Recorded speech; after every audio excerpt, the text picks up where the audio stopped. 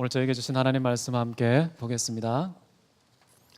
아모스 3장 9절에서 15절까지입니다.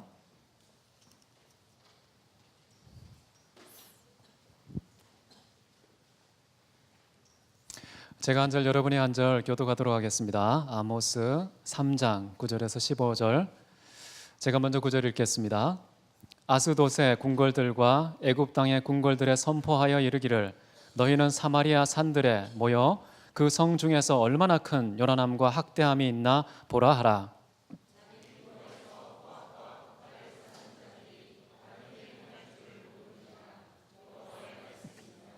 그러므로 주 여호와께서 이와 같이 말씀하시되 이 땅 사면에 대적이 있어 내 힘을 쇠하게 하며 내 궁궐을 약탈하리라.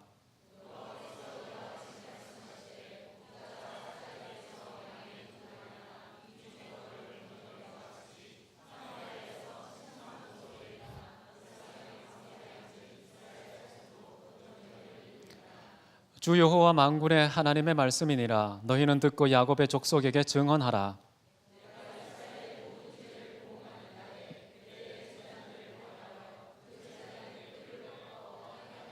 같이 읽겠습니다.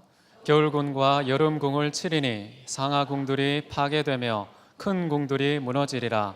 여호와의 말씀이니라. 아멘.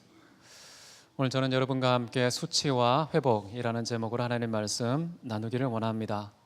아모스서는 이스라엘 민족을 비롯해서 8개 민족의 범죄를 드러내고 심판과 징계의 말씀을 선포하는 내용입니다.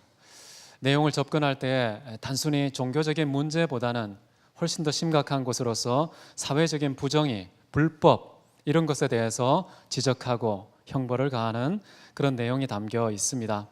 오늘은 여전히 마지막 지파로서 이스라엘 민족, 북이스라엘 왕조의 문제점 그리고 심판과 형벌이 무엇인지 계속해서 전개하고 있는데요. 오늘 본문에는 참 많은 생각을 하게 만드는 특이한 내용이 등장하고 있습니다. 본문은 특별히 아스돗과 애굽 땅의 궁궐들에 선포하는 말씀입니다. 그런데 이 선포하는 말씀의 내용은 무엇이냐? 이스라엘 백성들이 얼마나 죄가 심각한지, 얼마나 처참하게 멸망할 것인지 그것을 지켜보라고 지금 아스돗과 애굽 궁궐들에 선포하는 내용이죠. 이 선포하는 내용을 전달하는 사람은 아모스 선지자입니다. 이제 구도가 그려지시죠?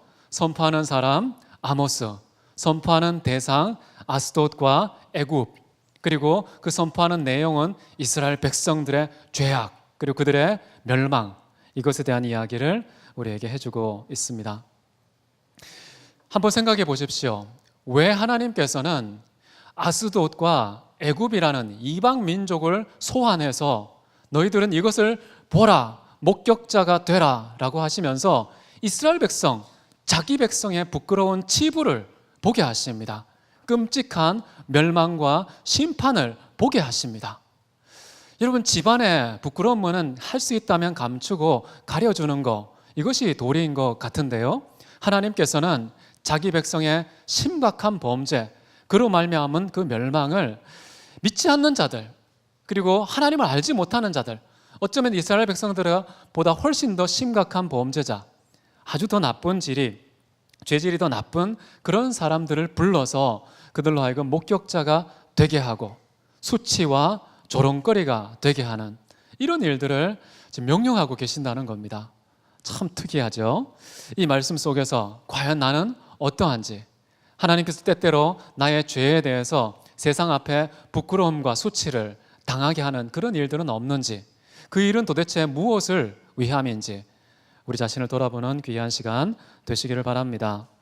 구절을 한번 보십시오. 아스돗 궁궐들과 애굽 땅의 궁궐들에 선포하여 이르기를. 여기 보면 아스돗은 블레셋 땅의 대표적인 도시입니다. 블레셋은 포악하기로 아주 유명하죠. 어떤 난폭함의 대명사 같은 민족이 바로 블레셋이라는 나라입니다. 그런 나라, 그리고 애굽 땅, 애굽은 어디입니까? 이스라엘 백성들이 죄의 종이었던 땅. 그래서 애굽은요, 죄를 상징합니다. 하나님 앞에 범죄한, 종교적으로 타락하여서 우상을 숭배하고 하나님 앞에 범죄한 그 범죄의 대명사가 바로 애굽인데요. 가장 난폭한 민족을 부릅니다.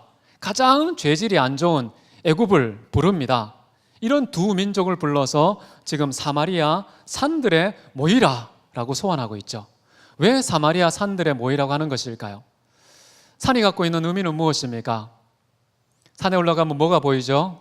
온 동네, 도시가 한눈에 다 보이죠.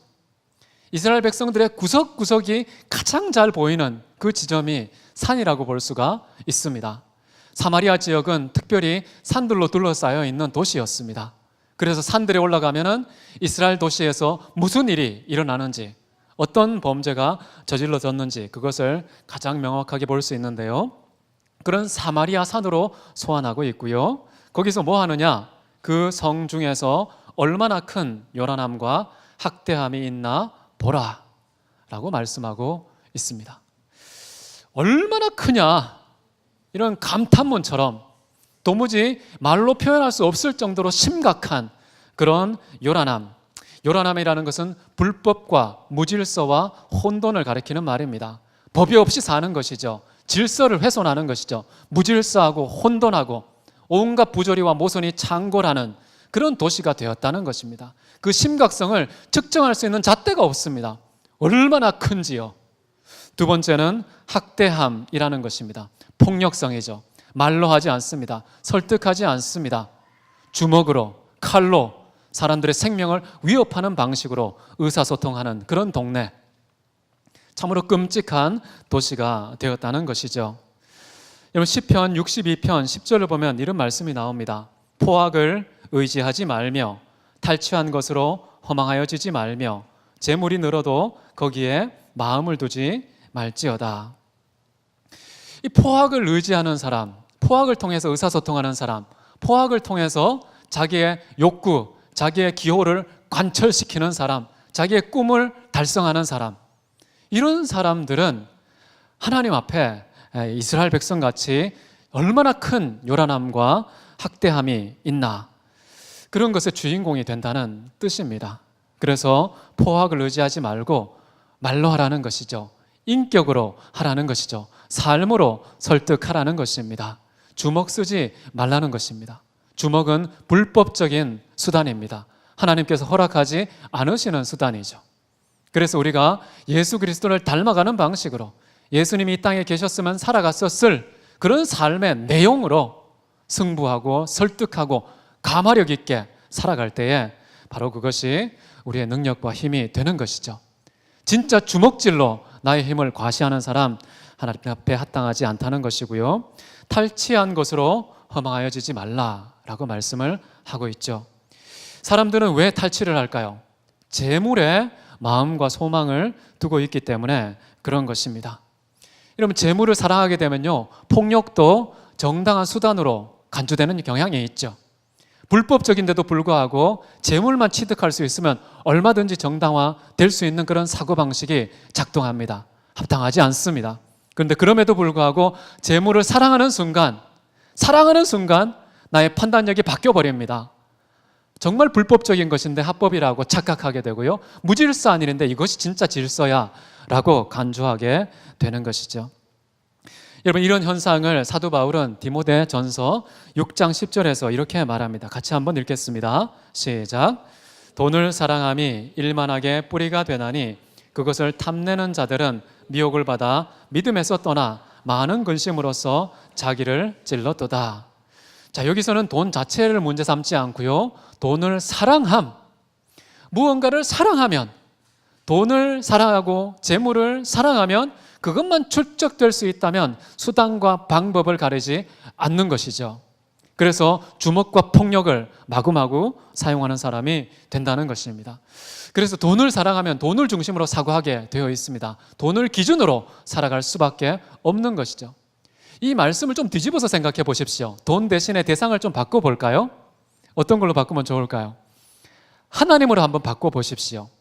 하나님을 사랑함이 일만 선의 기준과 근원이 되느니라. 하나님 사랑하면요, 수단과 방법을 가리지 않고 선을 행합니다. 내 목숨과 마음과 뜻과 힘을 다해서 모든 것을 총동원해서 그것을 행하게 되어 있죠. 사랑에 미친 사람 한번 보십시오. 제가 왜 저렇게 행동하지? 말도 안 되는 행동을 마구 저지르죠.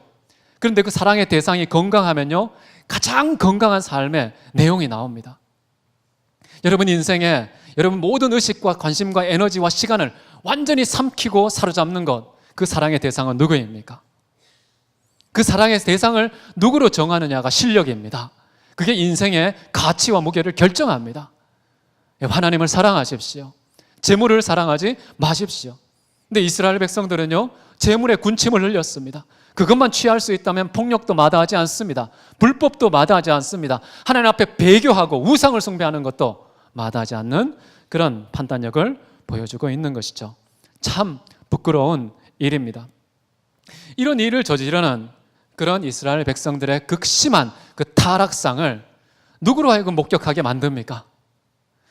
늘 그 범죄함에 익숙해 있던 사람들, 폭력이 상식이었던 블레셋 사람들, 죄악이 일상이었던 애굽 사람들 다 모여 너희들이 이스라엘 백성들이 저지르는 저 죄악을 한번 봐라. 지금까지 너희들이 저러는 것은 잽도 안 된다는 것이죠. 예고편에 불과하다는 것이죠. 진짜 복경적인 타락상, 폭력성, 그것은 하나님의 백성된 이스라엘 백성들이 저지르고 있다. 보아라. 이렇게 말씀하고 있는 거예요. 저는 오늘날 교회가 부끄러움을 당하고 있습니다. 주변에 있는 많은 사람들, 평소에 거짓과 불법으로 정말 한자리 해먹고 엄청난 부를 취했던 그런 사람들이 교회를 쳐다보면서 웃습니다. 너희들이 더하네. 너희들이 해먹어도 더하네. 정말 가난한 사람, 연약한 사람 등쳐먹고 등에 가죽 껍질까지 벗겨먹는 참으로 끔찍하고 잔인한 곳이 교회였구나. 이렇게 교회의 부끄러움과 수치를 정말 세상에 그것으로 삶을 영위했던 그런 사람들이 목격하고 조롱하고 비판하고 비난하고 비웃는 그런 일들이 오늘날 일어나고 있습니다. 여러분은 어떻게 생각하십니까? 교회라는 공동체 말고 한번 나 자신을 생각해 보십시오. 우리 개개인의 수치, 부끄러움, 나보다 더 못됐던 놈이, 나보다 더 불법적인 놈들이 나를 쳐다보고 비웃고 있지는 않습니까? 조롱하고 있지는 않습니까? 여러분, 우리가 교회에서, 가정에서, 직장에서, 학교에서, 일터에서 예수님 믿으십시오. 하나님을 믿으면 인생이 바뀝니다. 진짜 행복하고 평강을 누릴 수가 있습니다. 라고 말하면 주변 사람들이 뭐라고 얘기합니까? 네, 너나 잘하세요. 우리의 모습을 보고 비웃는 것이죠. 교회 다니는 것들이, 하나님을 믿는다는 것들이, 하나님 백성이라 일컫는 것들이 더하거나 더해. 교회에서 그런 일 많이 있습니다. 정말 부끄러운 일이죠. 여러분, 아주 먼 과거 이스라엘 백성들이 멸망하기 직전에 하나님으로부터 들었던 이 명령, 아나돗과 애굽 사람들이 정말 모든 것이 다 보이는 산 꼭대기에 올라가서 이스라엘 백성들의 가장 부끄럽고 숨기고 싶고 가리고 싶은 그 치부, 벌거벗은 대낮에 다 드러나게 하시는 그 하나님, 하나님 마음 생각해 본 적 있습니까? 이스라엘 백성들은 수치를 당해도 그것이 수치인지 잘 모르는 무감각한 상태에 있을 수가 있는데요, 하나님은 당신의 모든 기쁨과 당신의 모든 즐거움이 다 담겨있는 이스라엘 백성들의 부패한 모습, 그것을 동네방네 다 소문내는 그 아버지의 마음, 주인의 마음, 왕의 마음 어떻겠습니까? 훨씬 더 우리보다 괴로울 것 같습니다. 그런데 이렇게 보이시는 이유는요, 왜 그럴까요? 너희들 한번 당해봐라 라고 하나님께서 혼을 내시는 문맥이 아닙니다. 우리가 부끄러움 당한다, 수치를 당한다, 여러분 하나님께서 드러내시면 좀 당하십시오. 드러나는 거 부끄러워하십시오. 그러나 우리는 아직까지 그게 마침표가 아닙니다. 우리가 사는 삶의 종착지가 아닙니다. 우리는 하나님의 정의를 경험합니다. 우리가 죄를 저지르면요, 심판하십니다. 그런데도요, 하나님은 정의로운 분만이 아닙니다. 자비로운 분이시죠. 긍휼을 베푸시는 분입니다. 이사야서 54장 7, 8절을 함께 읽도록 하겠습니다. 내가 잠시 너를 버렸으나 큰 긍휼로 너를 모을 것이요 내가 넘치는 진노로 내 얼굴을 내게서 잠시 가렸으나 영원한 자비로 너를 긍휼히 여기시리라. 하나님의 성품은 분리되지 않습니다. 정의로운 동시에 자비로운 하나님, 우리 삶의 모든 국면에서 내가 사는 모든 순간마다 이 하나님의 성품, 정의와 자비, 하나님의 공의와 사랑이라는 것은 어떤 것이 취사선택할 수 있는 것이 아니고요, 동시에 역사를 움직이는 근원과 질서가 되신다는 겁니다. 그래서 시인은 확신해서 이런 고백을 하죠. 그는 넘어지나 아주 엎드려지지 아니함은 여호와께서 그의 손으로 붙드심이로다. 여러분, 우리가 정말 치욕적인 부끄러움 만방에 드러나는 그 순간에 꼭 하나님 기억하십시오. 그래도 하나님께서 영원한 긍휼을 갖고 계신 분이다. 우리 회복시키신다. 그거 믿고요, 부끄러움 당할 때 정말 충분히 당하십시오. 하나님, 제가 정말 부끄럽습니다. 그런데 마땅히 지불해야 될 공의의 대가라면, 정말 죄악의 비용이라면 얼마든지 지불하겠습니다. 이렇게 정직하게 진실하게 나누시는 게 참 좋습니다. 네, 하나님께서 말씀으로 이렇게 얘기를 합니다. 10절 보시면요, 자기 궁궐에서 포악과 겁탈을 쌓는 자들이 바른 일 행할 줄을 모르느니라. 여호와의 말씀이니라. 자기 궁궐에서 포악과 겁탈을 쌓았다는 것은요, 자기 궁궐이 어디입니까? 나의 삶의 현장이죠. 나의 일상을 말합니다. 일상 속에서 축적되어 있던 그들의 사고방식, 삶의 원리, 무엇이라는 뜻입니까? 포악과 겁탈이 일상이었습니다. 너무나 이도 익숙했던 삶의 방식이었다는 것이죠. 그렇게 포악과 겁탈에 익숙했던 사람들은 무엇을 모르느냐? 하나님 앞에서 바른 일을 행할 줄 모른다는 것입니다. 뭘 해야 될지 모릅니다.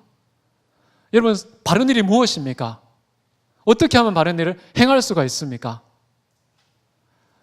이 원문을 가만히 보면요, 바른 일을 행한다는 의미보다는요, 바른 일 자체에 대해서 무지하다라는 말을 하고 있습니다. 어떻게 하면 나는 선을 행할 수 있을까? 타인을 도울 수 있을까? 구제할 수 있을까? 베풀고 나눌 수 있을까? 섬기고 봉사할 수 있을까?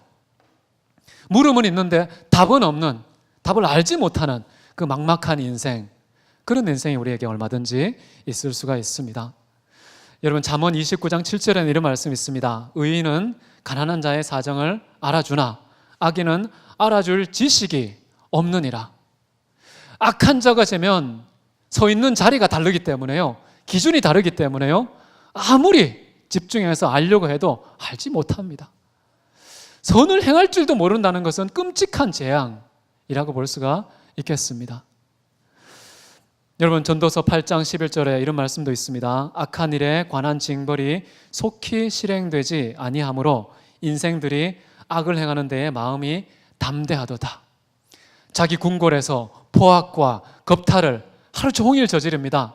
하루도 아니고요, 계속해서 몇 날 며칠, 몇 년 동안 그렇게 겁탈과 포악을 일상처럼 살아가는 그런 사람들, 왜 그렇게 할까요? 담대하게 그렇게 왜 그런 짓을 저지를까요? 속히 하나님으로부터 징벌이 임하지 않으니까 그렇습니다. 징계를 한다는 것은 무슨 의미일까요? 우리에게 교훈을 주는 수단입니다. 너 그거 잘못된 거야 라고 메시지를 전달하는 방식. 인생이 정말 포악과 겁탈로 곤두박질 칠 때 그거 아니야, 그쪽 방향으로 가면 안 돼, 그게 진짜 인생의 본 모습이 아니라고 메시지를 전달하는 강력한 수단은 뭐냐? 징계입니다. 하나님께서 심판하는 것이죠. 단순히 몰래 혼자 당하는 심판이 아니고요, 수많은 목격자들이 그 앞에서 수치와 부끄러움을 다 지켜보는 가운데 하나님의 심판과 형벌을 당할 때, 그때 우리에게 잊을 수 없는, 망각할 수 없는 교훈이 우리에게 주어지는 것이죠. 여러분, 지식이 있으셔야 합니다. 무슨 선을 행해야 될까? 내가 어떻게 사는 것이 제대로 사는 것일까? 내가 20년 살았는데, 50년 살았는데, 70년 살았는데 내가 정말 제대로 된 기준을 가지고 올바른 방향을 따라서 살아왔는지 질문했을 때 여러분, 당당하십니까? 자신 있으십니까? 이스라엘 백성들을 향해서 호세아 선지자는 이렇게 말합니다. 내 백성이 지식이 없으므로 멸망하는도다.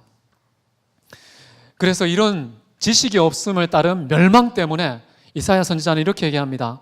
주 여호와께서 학자의 혀를 내게 주사 나로 공핍한 자를 말로 어떻게 도와줄 줄을 알게 하시고, 하나님께서 내 입술을 다스리셔서 어떻게 하면 말로 그 사람을 위로할지, 격려할지, 회복시켜줄지, 치유할지, 세워줄지.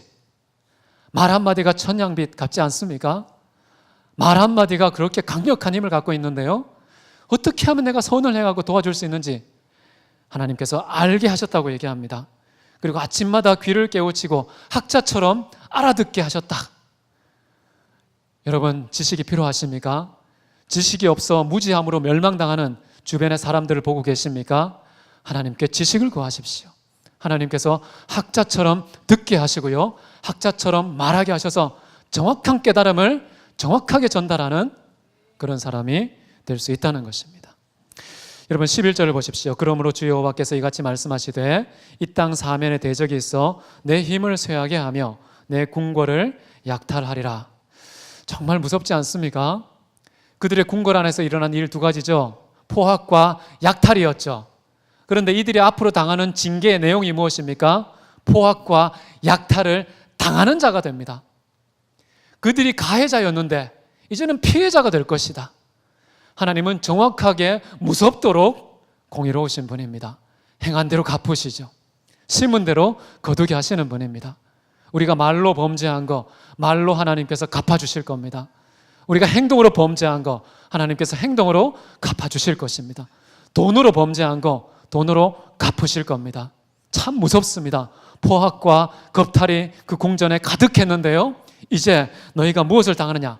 사면에서, 동서남북에서 대적들이 일어나서 너희들을 겁탈하고 너희들을 정말 난폭한 주먹으로 멸망시킬 것이다. 12절 보십시오. 여호와께서 이와 같이 말씀하시되 목자가 사자 입에서 양의 두 다리나 귀 조각을 건져냄과 같이 사마리아에서 침상 모서리에나 걸상의 방성에 앉은 이스라엘 자손도 건져냄을 입으리라. 무슨 말인지 조금 헷갈리는데요, 심판의 그 내용이 심각하게 엄청날 것이다. 정말 처참한 결과가 도래할 것이다. 이렇게 얘기하는 거예요.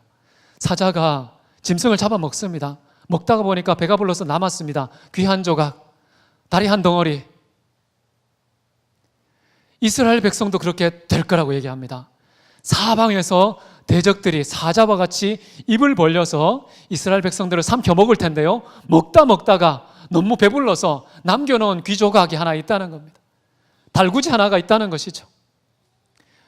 그 귀하고 그 달구지로 뭘 하겠습니까? 지극히 절망적인 심판의 결과가 임할 것이다 라고 그렇게 선포하는 것이죠. 자, 그런데요, 지금 북이스라엘 민족이 지금 듣고 있는 예언의 내용인데요, 하나님께서는 아모스에게 이렇게 얘기합니다. 13절 보시면 만군의 주 여호와의 말씀인데요, 너희는 듣고 야곱의 족속 전체에게 증언하라. 북이스라엘 10지파만 들어서는 안 된다는 것입니다. 남유다도 그것을 알아듣도록 선포해라. 그리고 그것을 지켜본 목격자들이 있었죠. 이방 민족들, 블레셋과 애굽도 지켜봤습니다. 이것을 본 자들이 뭐 할까요? 아이고, 저렇게 당해도 싸다 싸 하면서 박수 칠까요? 박수도 치겠죠. 수치당하라고. 그러나 그럼에도 불구하고요, 주변에 멸망하는 사람, 주변에 재앙과 심판을 당한 사람 볼 때에 우리는 어떻게 해야 될까요? 우리 스스로를 성찰하고 각성해야 됩니다. 하나님의 공의는 특정한 대상에게만 이루어지는 게 아닙니다. 온 천지 만물 만민에게 하나님의 공의로운 그 기준은요, 다 적용됩니다. 한 사람도 예외 없이 이런 재앙에 대해 심판이 임할 것이다. 하나님께서 말씀하시는 것이죠. 14절 보십시오. 내가 이스라엘의 모든 죄를 보응하는 날에 베델의 제단들을 벌하여 그 제단의 뿔들을 꺾어 땅에 떨어뜨리고 겨울궁과 여름궁을 치리니 상하궁들이 파괴되며 큰 궁들이 무너지리라. 여호와의 말씀이니라. 여기 보면 참 재밌는 표현들이 나오죠. 겨울궁, 여름궁. 다시 말하면 겨울 별장 따로 있고요, 여름 별장이 따로 있습니다. 여러분 그 지역에는요 기후변화가 별로 없습니다. 여름 겨울 그거 따져가지고 가려가지고 따로 집 지을 필요가 없습니다. 얼마나 심각하게 사치스러운 상황인지 아시겠죠? 조금 기온차 있는 걸 가지고서 계절별로 별장을 지어놓고 아주 호화롭게 사치스럽게 그렇게 지내면서 백성들에 대해서는 어떻게 합니까? 가난한 자들에게 어떻게 합니까? 폭력을 행사하고 겁탈을 일삼는 그런 민족이었다는 것입니다. 그런 자들에 대해서 하나님께서 그 모든 궁들을 다 파괴해버리겠다. 그리고 상하 궁들, 그리고 사이즈 면에서는 아주 거대한 궁전, 질적인 면에서나 사이즈 면에서나 어마어마한 것이죠. 그런 사치를 부리고 백성들을 고통에 빠뜨린 그런 유력자들, 부자들, 귀족들 가만히 두지 않겠다는 것이죠. 하나님께서는 이렇게 이스라엘 백성들, 비록 자기 백성이지만 심지어 이방 민족보다 훨씬 더 심각한 엄격한 잣대를 가지고 더 끔찍한 심판과 재앙을 내리신다. 우리는 교회 안에 있으면 안전하다고 생각합니다. 나는 교회에 부지런히 다니고 있어. 이렇게 안심하는 경향이 우리에게 있습니다. 여러분 그거 건강한 신앙이 아닙니다. 하나님의 백성에게 가해지는 그 윤리와 언어와 사고와 삶의 기준은 훨씬 더 엄격합니다. 정신 차려야 됩니다. 세상 사람들은 하나님 말씀 듣지 못해서 알지 못해서 그렇게 살다지만 우리는 알고도 그렇게 행한다는 거, 알고 범죄하는 자는 더 많이 맞는다고 성경에 나와 있습니다. 말씀 그대로요, 이스라엘 백성들에게 가해지는 심판과 재앙은 다른 사람보다 훨씬 더 강하다는 것을 우리는 말씀 통해서 확인할 수가 있습니다. 여러분 이 시간 함께 기도하면 좋겠습니다. 기도하실 때 하나님, 정말 제가 하나님 앞에 범죄하고 있지는 않습니까? 하나님의 말씀을 다 알고 있지만 제가 그 말씀을 거역하고 어기고 그렇게 하나님 앞에 심판과 재앙을 당하면서 세상 앞에서는 조롱거리가 되고 있지는 않습니까? 하나님 심판 달게 받겠습니다. 하나님의 재앙 다 받겠습니다. 그러나 하나님의 영원한 긍휼, 약속하신 그 긍휼 잊지 마시고 회복시켜 주옵소서. 내 형제, 내 자매, 내 엄마 아빠, 내 친족들, 내가 속한 공동체 하나님 건져 주시옵소서. 우리 다 같이 자신과 가족과 직장과 학교와 교회 공동체를 위해서 다 같이 기도하겠습니다. 사랑이 많으신 하나님 아버지 감사합니다. 존귀하신 우리 아버지 하나님 함께하사 저희 안에 우리 아버지 하나님을 경외하고 주님을 사랑하고 기뻐하고 신뢰하는 바른 믿음의 사람으로 살아갈 수 있도록 주님 역사하여 주시옵소서. 아버지 내가 범죄하여 주 앞에 부끄러움과 수치를 당할 때라도 살아계신 우리 아버지 하나님 바라보며 나아갈 수 있기를 원합니다. 존귀하신 우리 아버지 하나님 함께 하셔서 크신 우리 아버지 하나님의 영광과 거룩한 나라 바라보며 나아갈 수 있도록 우리 주 하나님 역사하여 주시기를 간절히 원합니다. 살아계신 주님께서 함께 하시고 또 오셔서 이들을 통해 영광 받으시고 존귀하신 주님의 뜻과 나라만을 주목할 수 있도록 하나님 인도해 주시옵소서.